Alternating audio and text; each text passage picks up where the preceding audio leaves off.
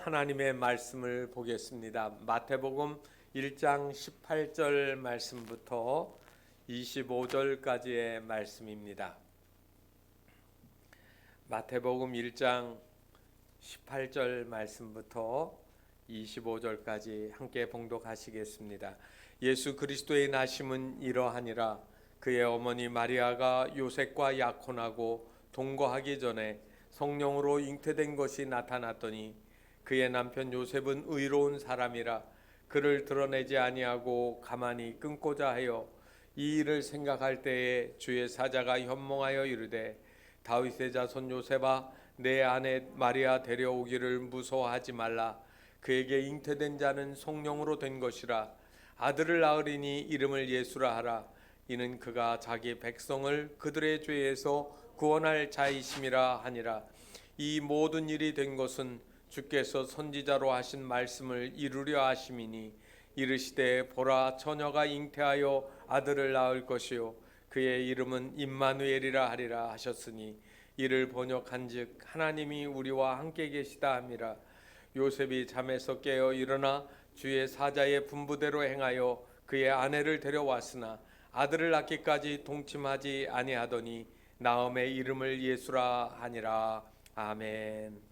하엘 찬양단의 찬양이 있겠습니다.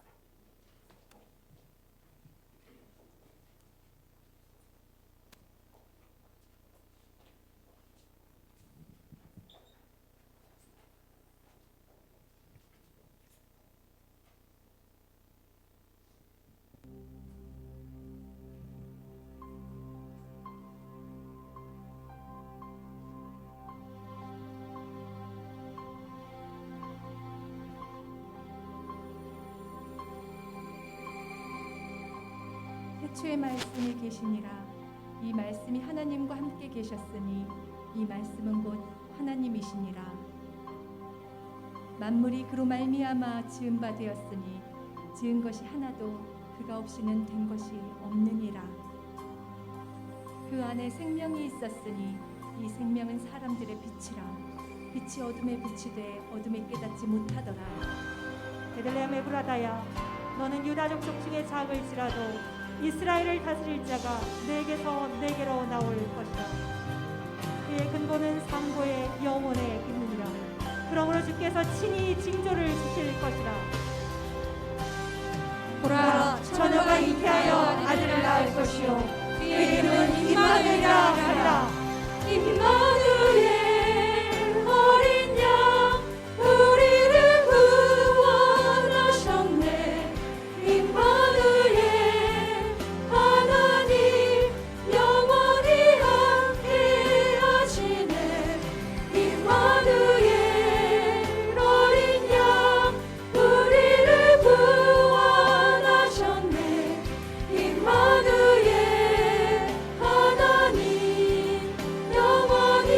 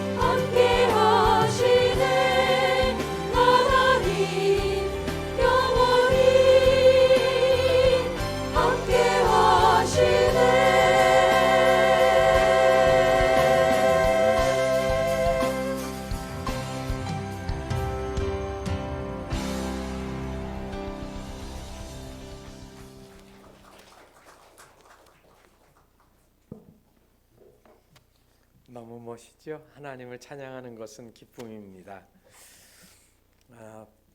서울 양화진 외국인 묘지터에 한국교회 100주년을 기념해서 세운 교회 이름이 100주년 기념교회입니다. 교단에 소속되지 않은 교회인데 그 교회는 지금도 그 양화진 외국인 묘지에 선교사들의 묘를 잘 관리하고 또 거기에 오는 분들한테 선교사들의 사역을 잘 홍보하고 또 신앙에 유익을 주는 좋은 교회로 되어 있습니다. 그 교회 담임 목사님이 얼마 전까지 이재철 목사님이라는 분이 계셨는데 그 목사님이 쓴 책을 읽게 되었습니다. 책 제목이 참으로 신실하게라고 하는 책입니다. 그런데 그 책을 읽어보니까 재미있는 내용이 써져 있습니다. 연예인 교회 처음 시작할 때의 이야기인데 처음에는 연예인들이 먼저 모이기 시작을 했습니다. 조그만 공간에서 모여서 같이 기존 교회 나가면 잘 적응이 안 되고 사람들이 구경하는 것처럼만 보니까 우리끼리 모여서 교회를 하자 해가지고 교회를 하는데 그래도 예배를 드리고 나서 그거를 끝나는 게 아니라 그래도 성경 공부를 해야 되지 않을까. 그런데 성경 공부를 하려니까 누가 인도해 줄 사람이 없잖아요. 그러니까 어떻게 하냐면 성경을 신약부터 그냥 우리 같이 읽어 나가자. 성경을 모르지 않는가. 그래서 성경을 읽기 시작을 했습니다. 그래서 제일 먼저 이제 오늘 우리가 본 마태복음의 1장부터 펴가지고 읽기 시작합니다. 아브라함과 다윗의 자손은 예수 그리스도의 계보라. 그리고 나서 족보 이야기가 쫙 나옵니다. 그래서 고개를 끄덕이면서 족보를 신나게 읽었습니다. 그러다가 이 18절 말씀부터 내용이 나오는데 예수 그리스도의 나심은 이러하니라. 그의 어머니 마리아가 요셉과 약혼하고 동거하기 전에 성령으로 잉태된 것이 나타났더니 하는 말이 나오는 거예요. 그래가지고 이 말을 25절까지 읽고 나가지고 갑자기 한 분이 도대체 이게 무슨 얘기인지 모르겠다고, 내가 연예인 생활 20년에 갖가지 스캔들 들을 만한 거 다 들어봤는데 이게 무슨 말이냐고. 여자가 애를 뱉는데 남자가 없이 그냥 이게 성령이라고 하는데 보이는 실체도 없는 거예요. 해가지고 임신했다고 하니 이거 있을 수가 없느냐, 이건 믿을 수가 없다라고 이렇게 열변을 토하더란 말입니다. 그랬더니 다른 한 사람이 그래도 그거 성경에 있는 말이니까 믿어지지 않느냐고, 믿어야 된다라고 하면서 갑론을 박하고 서로 시끄러워지기 시작했습니다. 그때 지금은 개그맨이라고 하지만 옛날엔 코미디안, 이게 영어식이니까요. 개그맨은 한국에만 있는 말이랍니다. 영어도 아니고요.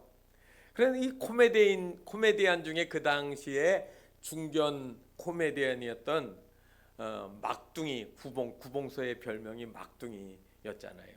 막둥이 구봉사가 집사였는데, 다른 교회 집사였는데 갑자기 바닥을 팍 치더니 하는 말이, 지 서방이 믿어준다는데 네가 왜 난리야 하고 호통을 쳐가지고 그리고 정리가 됐다는 거예요.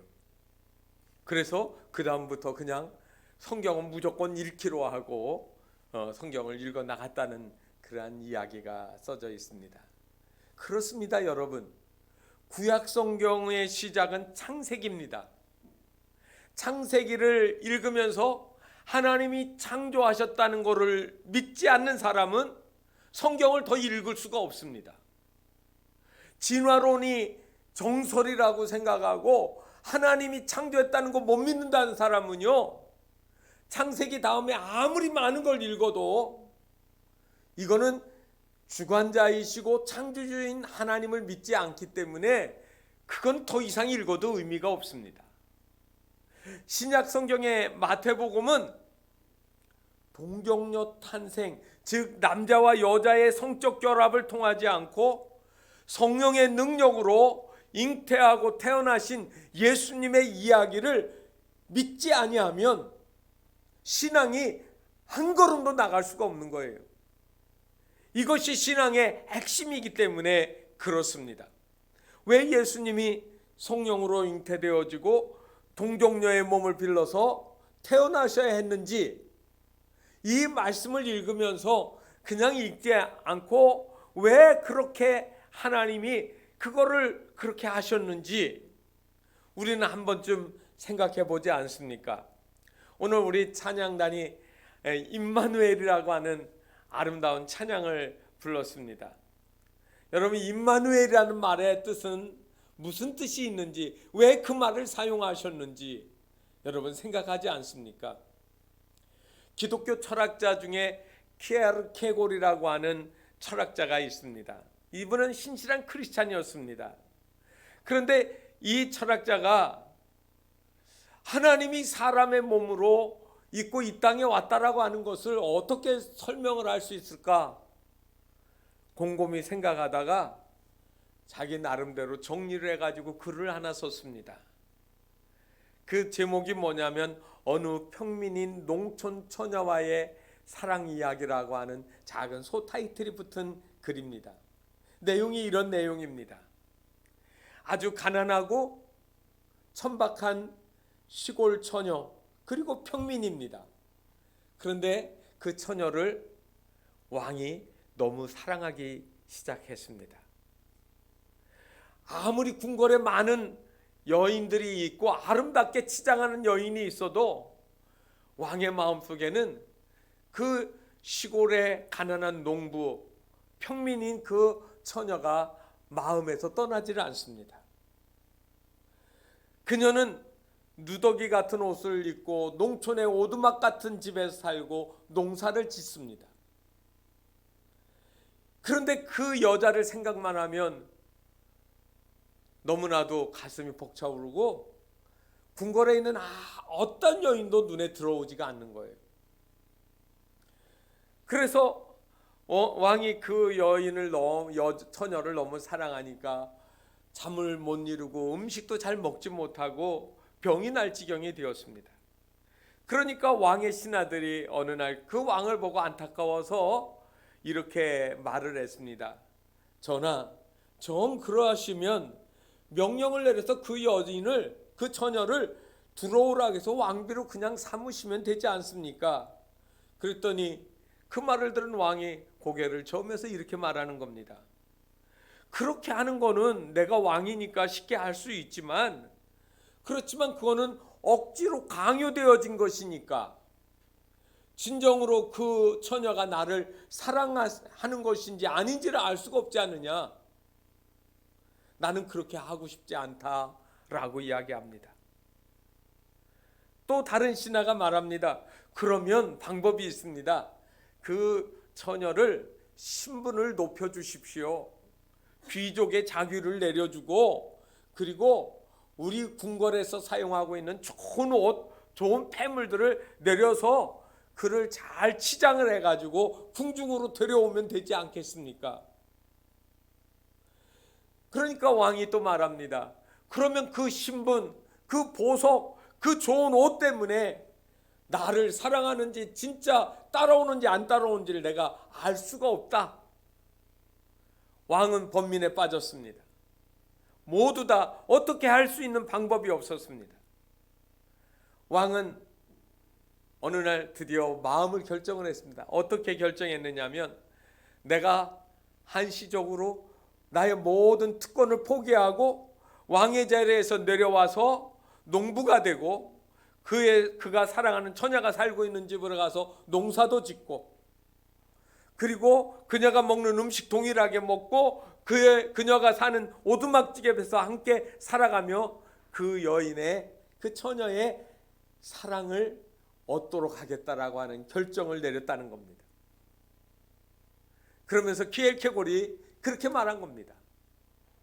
하나님이 사랑에 빠져서 하나님의 나라, 그 하늘 왕국에서 이 땅으로 찾아와 우리와 함께 살고 우리와 함께 사랑하시려고 한 것, 그것이 성육신이다. 인카네이션, 바로 하나님이 육체를 입고 우리에게 찾아온 사건이라고 그렇게 설명을 한 겁니다. 어떻게 보면 그 말이 어려운 것 같긴 하지만, 이해될 수 없는 것 같지만, 하나님은 실제로 그렇게 하신 거예요. 우리를 사랑하셔서 특별한 사랑으로 우리를 찾아오신 겁니다. 바로 그 하나님의 우리를 향하여 찾아오신 이야기의 핵심이 오늘 성경에 보면 두 개의 이름으로 나타나 있습니다. 그 이름은 너무나도 흔한 이름이고 여러분들은 매일같이 부르는 이름이고 매일같이 생각하는 이름이에요. 하나는 예수라는 이름이고, 그리고 또 하나는 임마누엘이라는 이름입니다. 여러분, 인간에게 가장 필요한 것이 무엇이라고 생각하십니까? 공기가 필요하고, 쌀이 필요하고, 그리고 돈이 필요하고, 뭐 막 이렇게 이야기할 수 있을 겁니다. 로이 레신이라고 하는 목사님이 인간에게 가장 필요한 것이라는 글을 쓰면서 이렇게 적었습니다. 인간에게 가장 필요한 것이 지식이었다고 하면 하나님은 우리에게 선생님을 보냈을 것이다.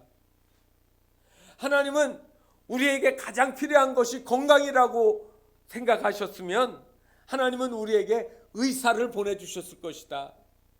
우리에게 가장 필요한 것이 돈이라고 생각했으면 하나님은 사업가를 우리에게 보내주셨을 거다. 하나님이 우리에게 필요한 것이 즐거움이었다고 하면 하나님은 우리에게 연예인을 보내주셨을 것이다.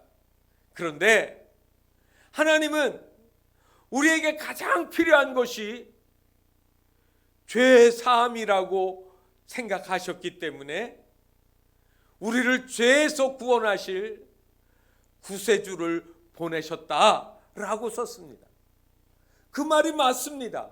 그 말이 진리입니다. 하나님은 우리에게 꼭 있어야 되는 것, 가장 필요한 것, 우리가 말한 돈이나 건강이나 기쁨이나 즐거움, 이런 모든 것들 다 필요한 거예요. 그렇지만 그 중에 제일 중요한 거, 바로 죄로부터 해방되어지고 하나님과 누리는 기쁨을 회복할 수 있는, 이거를 위하여서 하나님과 우리 사이에 징검다리가 되어줄, 구원하여 줄 구세주가 필요하다는 것입니다. 그래서 오늘 우리의 본문 말씀에 21절에 나옵니다. 마리아가 처녀의 몸인데도 성령으로 잉태되어서 그리고 아기를 낳았는데 그 아기의 이름을 예수라고 하라고 하는 겁니다. 예수라고 하는 거. 여러분, 예수라는 말을 영어로는 지저스라고 합니다.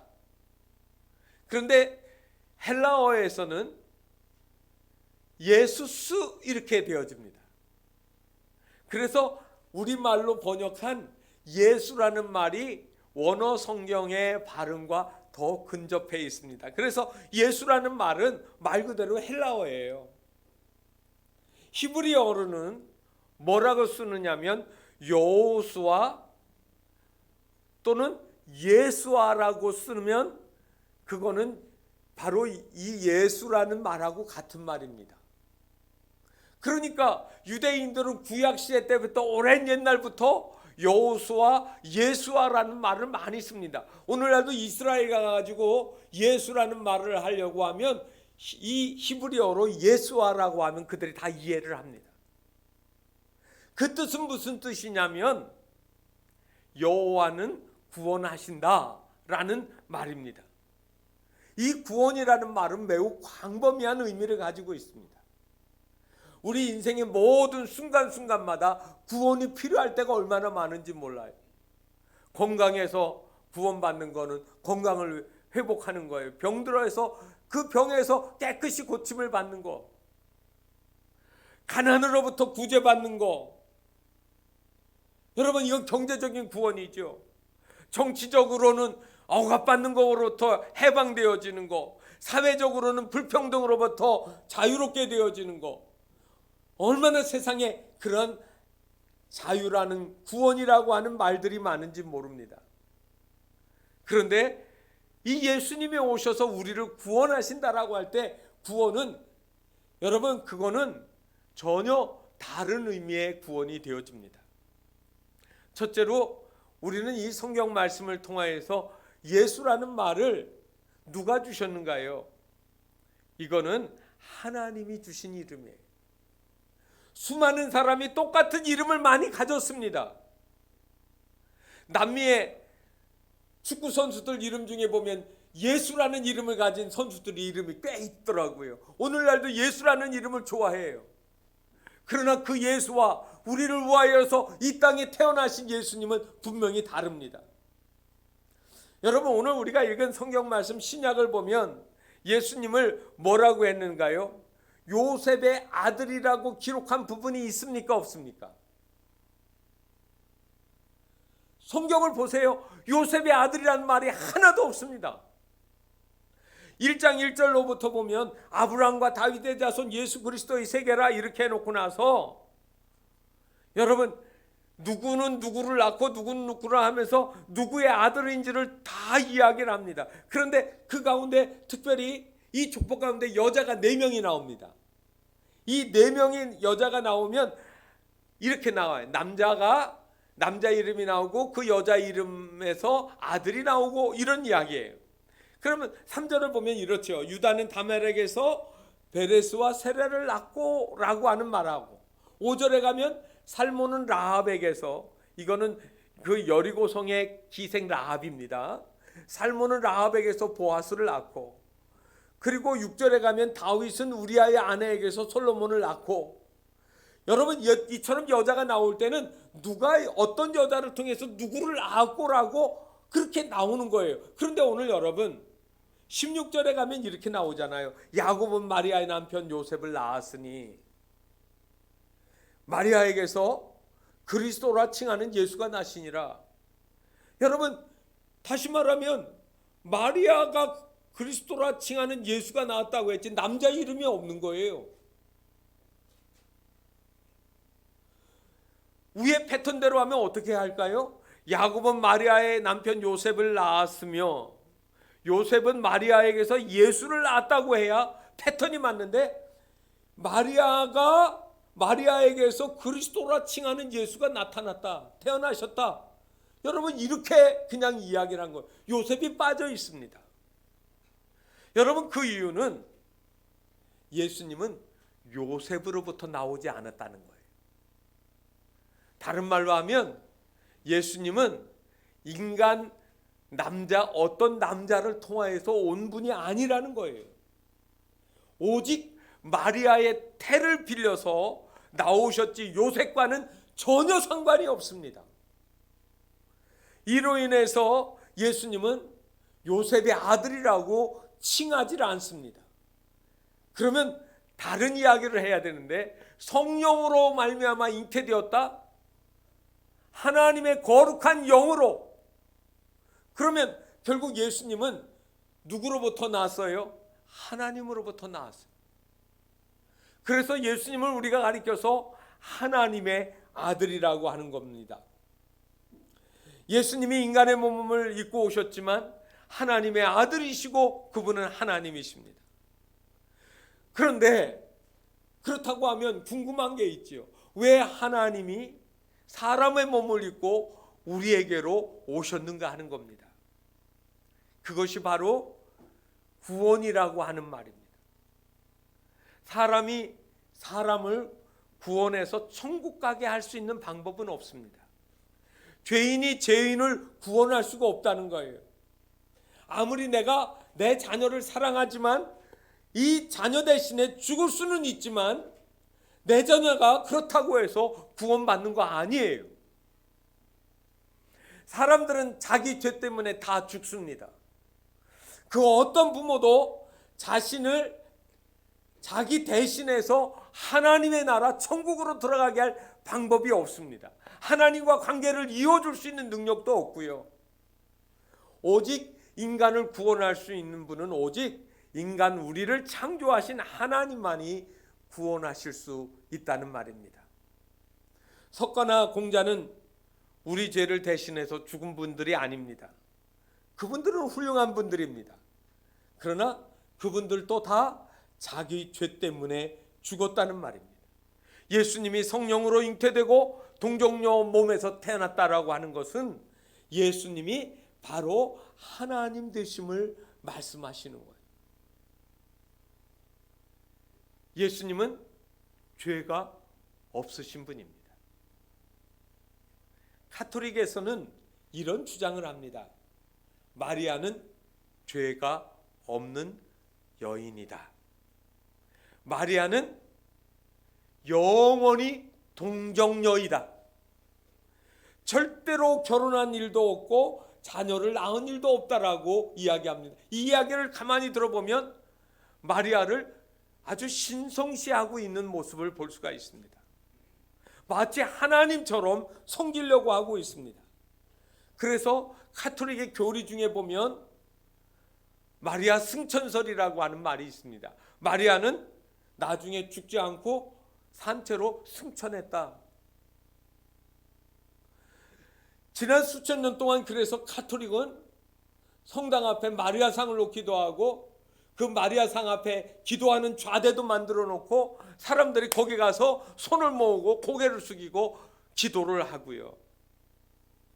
그리고 그들이 하는 그 삶에서 예수님께 버금가는 숭배를 하고 있습니다.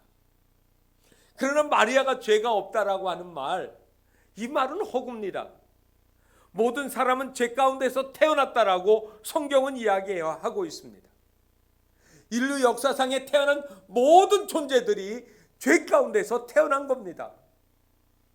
정도의 차이는 있지만 저와 여러분도 다 보이지 않는 죄, 남들에게 드러나지 않은 죄를 수도 없이 많이 지고 여기까지 살아온 겁니다.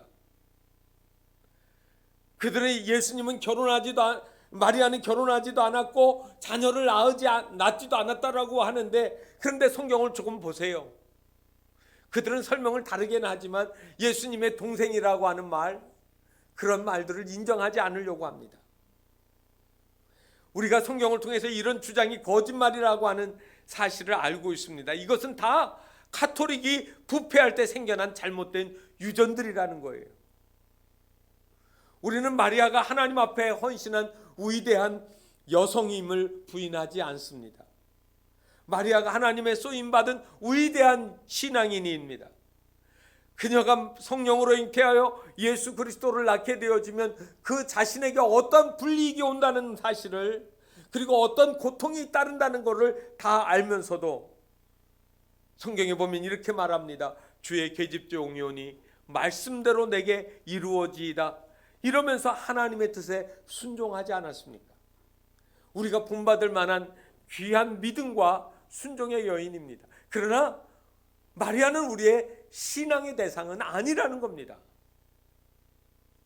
예수님만이 죄 없이 태어나신 하나님의 아들이시라는 겁니다. 사람의 유전자와 성품은 조금도 이어받지 않았습니다. 성령으로 잉태되고 그리고 동거나 결혼하지 않은 처녀 마리아의 몸을 빌려 이 세상에 오셨다. 이것이 예수님이 죄 없는 하나님의 아들임을 이야기하는 겁니다. 인간의 가장 근본적인 문제가 뭘까요? 먹는 문제 아닙니다. 직장 문제도 아닙니다. 중요하긴 하지만 또 요즘처럼 집값이 와 이렇게 폭등할 때는 집이 정말로 우리 인생의 전부일 것 같은 생각이 듭니다. 바로 그런데 이런 것들보다 더 근원적인 이야기는 죄의 문제 아닙니까? 이 땅의 모든 문제들은 죄 때문에 오는 겁니다. 정치에도 경제에도 과학에도 문화 속에도 모든 곳에 다 스며들어 있는 악함이 우리 삶 속에는 있는 겁니다. 정치인들이 유혹받으면 정치는 타락하게 됩니다. 경제인들이 사업을 하면서 돈에 대한 부당한 유혹이 생겨지면 정로를 걷지 않습니다. 교육과 과학, 문화, 종교 모든 것들이 다 그러한 인간의 죄의 속성에 오염되어 있는 것이지요. 그래서 로마서에 보면 모든 사람이 죄를 범하였음에 하나님의 영광에 이르지 못하더니라고 분명히 기록하고 있습니다. 그리고 로마서 6장 23절에 가면 죄의 삭은 사망이라고 이야기합니다. 다른 말로 하면 죽는 거예요. 죽음이라는 거예요. 그런데 이 죽음은 단순히 숨만 끊어지는 죽음이 아니라 영원히 이 생명을 끝장내는 지옥의 형벌을 말하고 있는 겁니다. 그런데 이 지옥의 형벌로부터 누구도 해결해 줄 수가 없어서 너무나도 사랑한 하나님이, 키엘케골이 그런 거잖아요. 왕의 신분을 내려놓고 가난한 처녀에게, 비천한 처녀에게 찾아와서 사랑하여 같이 밥 먹고 같이 일하고 같이 자는 것처럼 우리 가운데 찾아오셨다는 말입니다. 인간의 죄를 해결하려고 하면, 인간을 사랑하려고 하면 우리의 모습으로 오셔야 됐던 거죠. 그래서 동정녀의 몸을 빌리신 겁니다. 베드로전서 2장 22절에서 23절에 이렇게 말합니다. 죄를 범치 아니하시고 그 입에 괴사도 없으시며 욕을 받으시되 대신 욕하지 아니하시고 고난을 받으시되 위협하지 아니하시는, 여러분 이게 예수님의 모습이에요. 예수님만이 유일하게 이렇게 하시는 분이에요.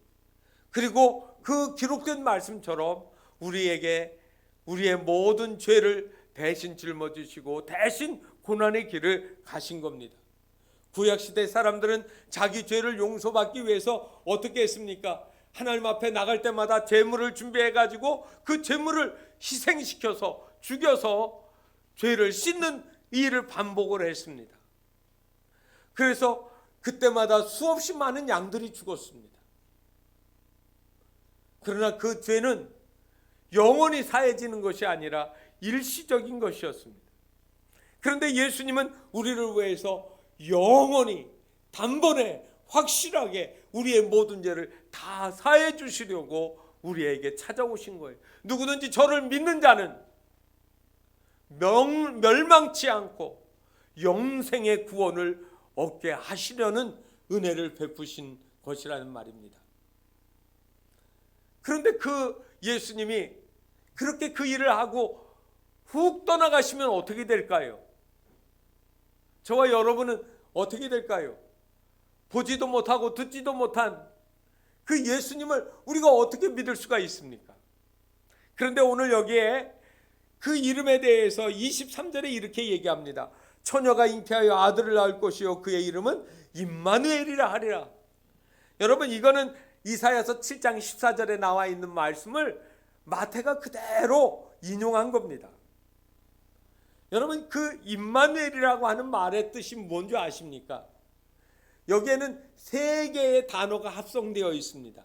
임이라는 말은 함께라는 말이에요. 영어로 with. 그 다음에 마누는 우리라는 말입니다. us 영어로요. 그 다음에 엘은 여러분 말 그대로 하나님이에요. God. 그래서 이 말을 갖다가 임마누엘을 영어로 쓰면 God be with us라고 하는 단어가 말이 되어집니다. 하나님이 우리와 함께 계시다. 하나님이 우리와 함께 계시다. 그게 이름이에요. 그 말을 들으면 그 예수님은 저와 여러분에게 지금도 늘 함께 계시는 분이라는 거예요. 2000년 전에 태어나셨던 그 예수님의 모습을 보고 그 예수님과 걸어가며 그리고 예수님과 밥 먹으며 예수님의 처형당하는 걸 본 사람뿐만이 아니라 저와 여러분 그 이름 예수라는 이름을 믿는 모든 사람에게 하나님은 지금도 함께 계시는 거예요. 여러분들이 그거를 진하게 느끼든 희미하게 느끼든 전혀 못 느끼든 상관이 없이 예수님을 믿는 사람들에게 나는 너와 함께 있다라는 겁니다. 여러분 이게 마태복음 1장에서 나온 이야기잖아요.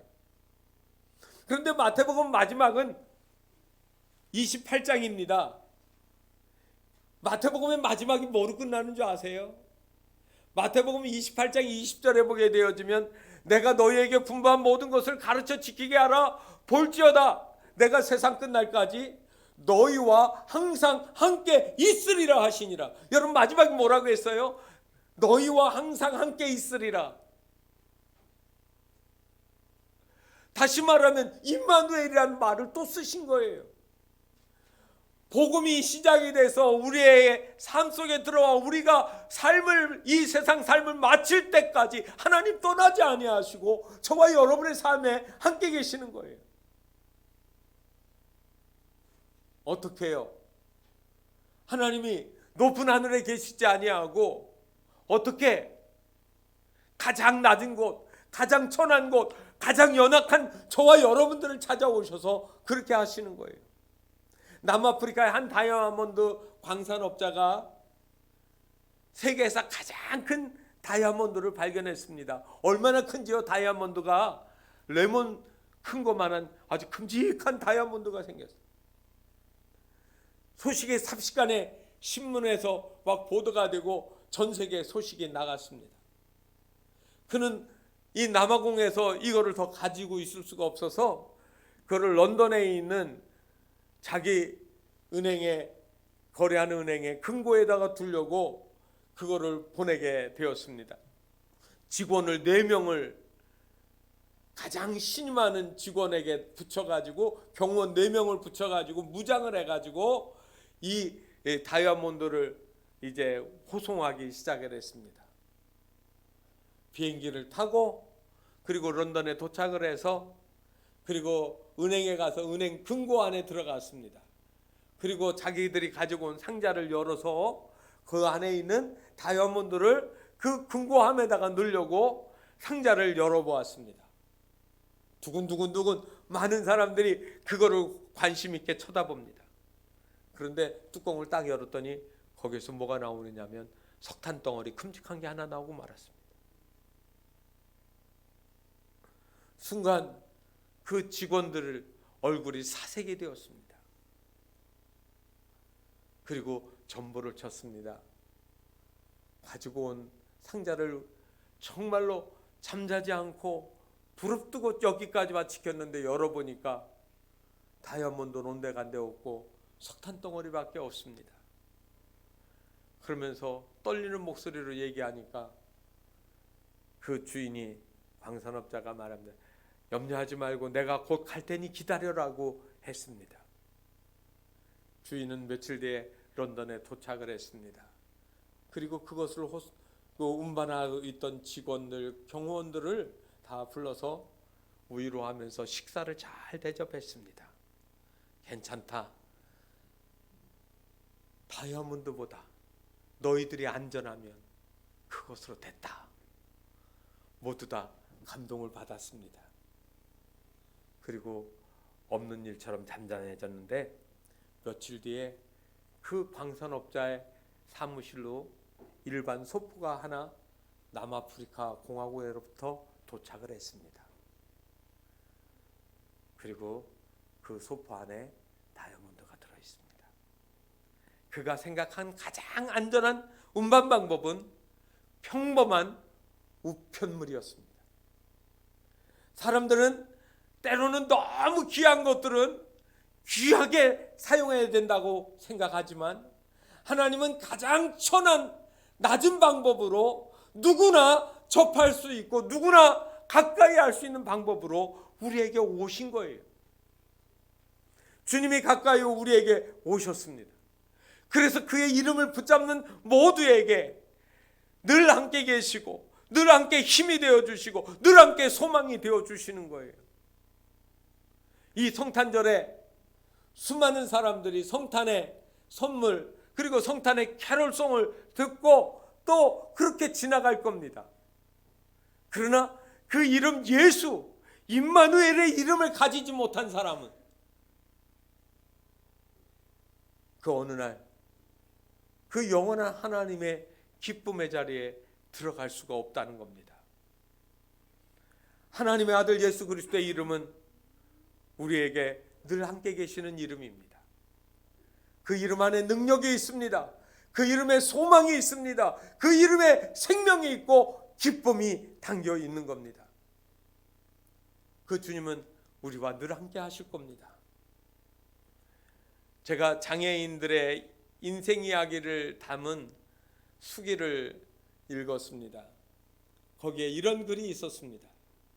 암 치료를 하면서 요양원에 있던 어떤 여인이 따뜻한 봄볕에 휠체어를 타고 그 병원 요양원 앞에 있는 운동장에서 벌어지고 있는 놀이에 구경을 나갔습니다.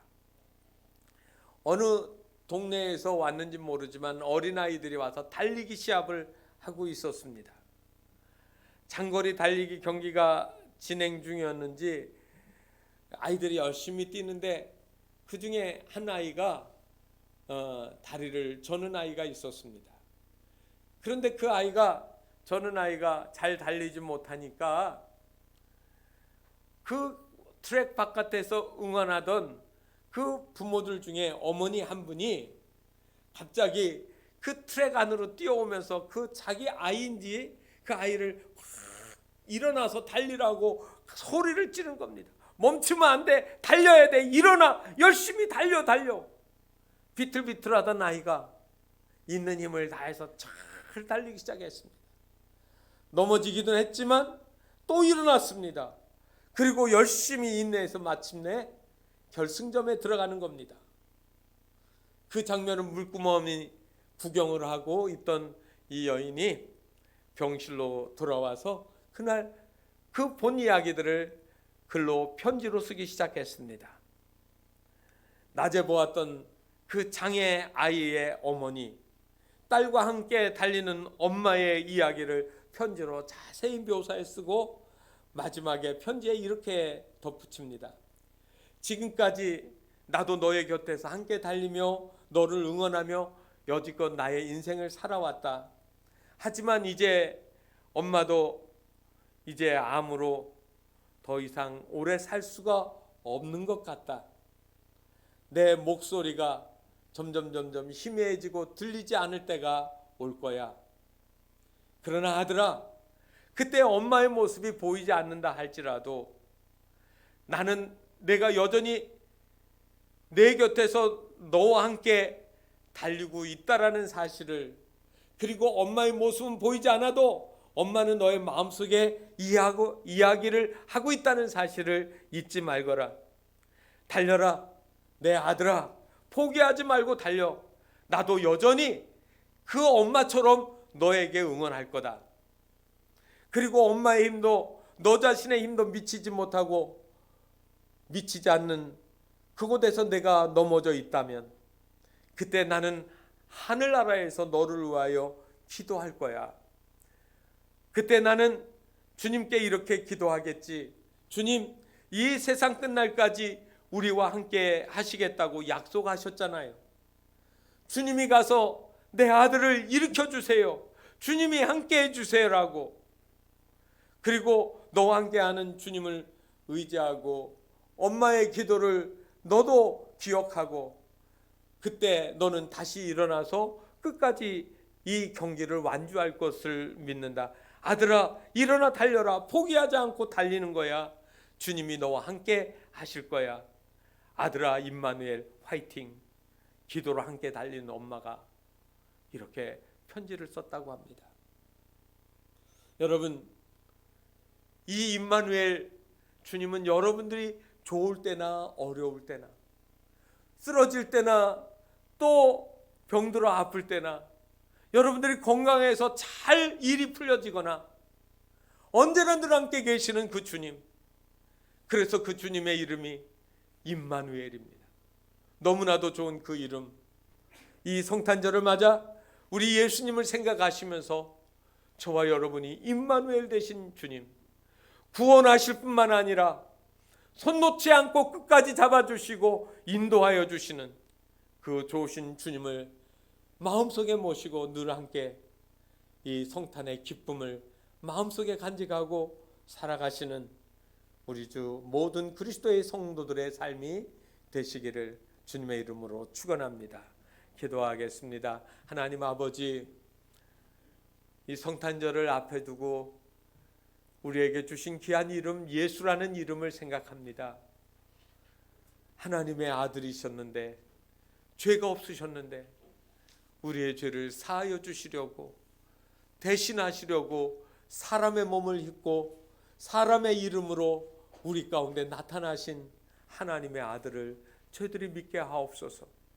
그리고 그 주님이 언제나 떠나지 아니하시고 임마누엘로 영원히 우리와 함께 계심을 믿는 삶이 되게 하여 주옵소서. 예수 그리스도의 이름으로 기도하옵나이다. 아멘.